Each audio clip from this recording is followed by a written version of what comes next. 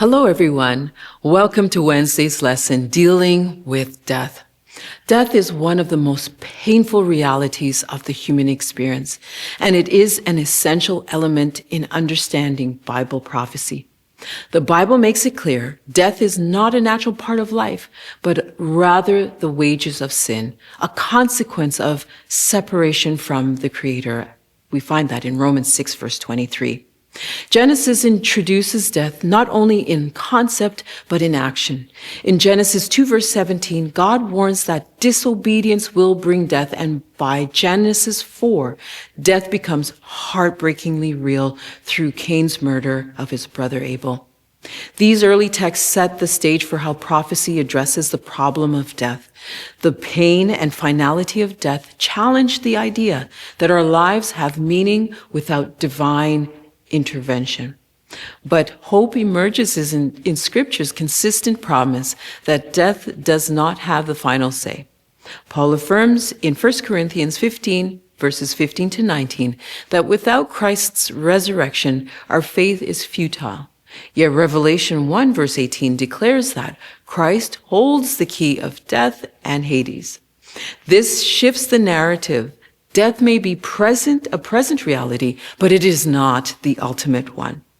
The first death in Scripture is particularly significant. It is not a natural death or old age. It is murder, an unjust killing of the righteous by the unrighteous. This mirrors Christ's own death, another unjust killing of the innocent. Abel, though human, serves as a prophetic foreshadowing of Jesus. His death reminds us that justice, mercy, and resurrection are interconnected in God's redemptive plan. In the context of prophecy, death becomes not just a tragedy, but a battleground between good and evil. Satan, the instigator of death, is countered by Christ, who brings life. The final scenes of prophecy, resurrections, judgments, and restoration are meaningless without a clear grasp of what death is and what Christ has done about it.